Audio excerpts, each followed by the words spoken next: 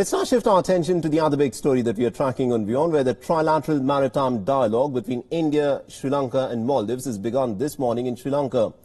The island nation is hosting the 4th National Security Advisors Trilateral meeting on the maritime security cooperation with India and Maldives.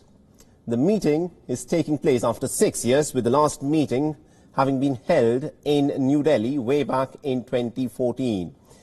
India's National Security Advisor Ajit Doval is presently in Colombo for this trilateral meet, and this is in fact the first visit by the Indian NSA during the pandemic.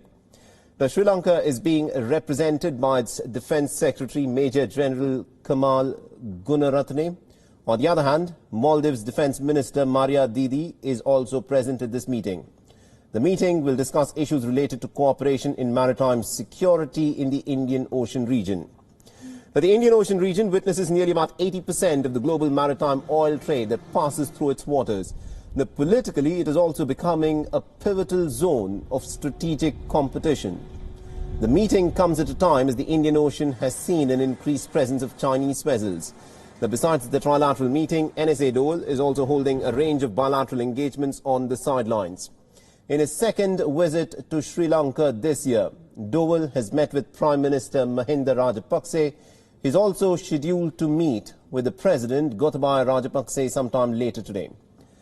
Earlier, the National Security Advisor Ajit Doval had met with the Maldivian Defence Minister Maria Didi, discussing a deepening of the bilateral partnership with a key island nation in the Indian Ocean region. And now, to get us more insights in terms of what this trilateral meeting, of course, means, we joined in by WION Siddhant Sibal, who is joining us live on this broadcast. Now, Siddhant, this, of course, is a crucial meeting that is taking place with the strategic implications of the Indian Ocean region being kept at the center of it. Bring us the latest in terms of what's happening here.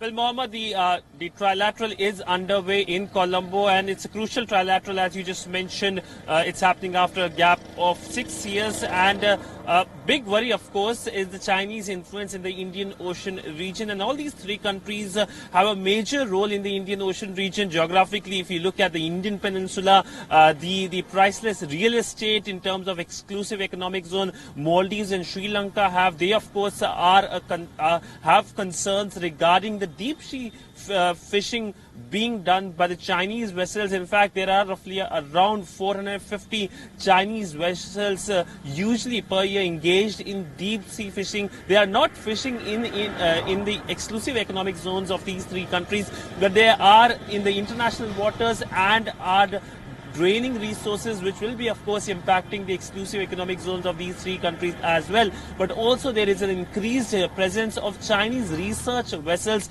gathering data. These are the big worries for these three countries. But other than that, we have seen how significant role all these three countries are playing together in terms of providing security. We know there have been a number of disasters in the Indian Ocean region. India played a lead role in that term. So the basic focus will be on coordination on how these three countries can come together in terms of providing security in the region, making sure that the Indian Ocean region is a secure, stable zone, and of course being part of the wider Indo-Pacific concept. These three countries an important role, given the fact that the Indian Ocean region plays an important role in global trade, and it has, of course, 4 choke points, the most important one being the Straits of Malacca. If Straits of Malacca is choked, that can bring trouble to many countries, especially when it comes to China as well. So clearly these are the concerning issues during this meeting, this crucial meeting that is taking place. But of course, we know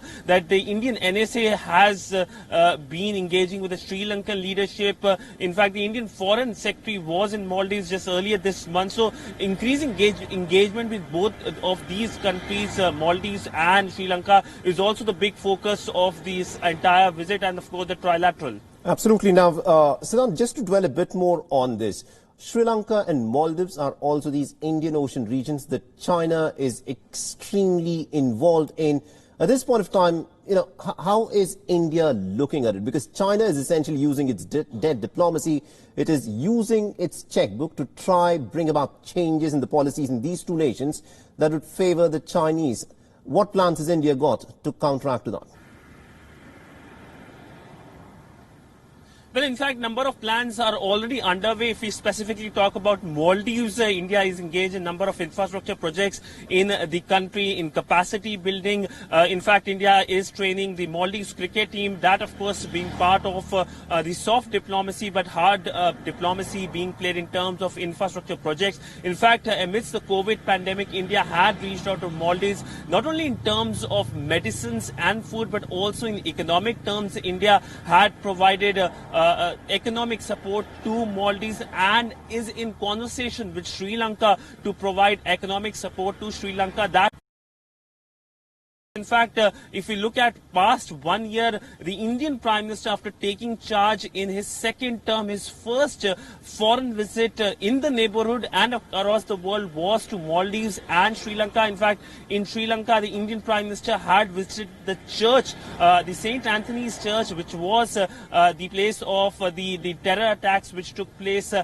in the country, the dastardly terror attacks. And in terms of security, in terms of intelligence, there has been a constant real-time update in terms of exchanging information. In fact, India has built a fusion center, the Indian Ocean Fusion Center in Delhi suburb Gurgaon, which of course will soon get liaison officers from Maldives and Sri Lanka, and India will of course give data to them in terms of any vessels encroaching their exclusive economic zone. And if we look at the wider geopolitical changes in the region, we know the US Secretary of State Mike Pompeo was on a visit to the Indian subcontinent. He visited both these countries, and in Maldives he made a major announcement, which was that the Americans will soon open a mission there. That is a crucial development in terms of engagement between Washington and Maldives. Also, recently Maldives signed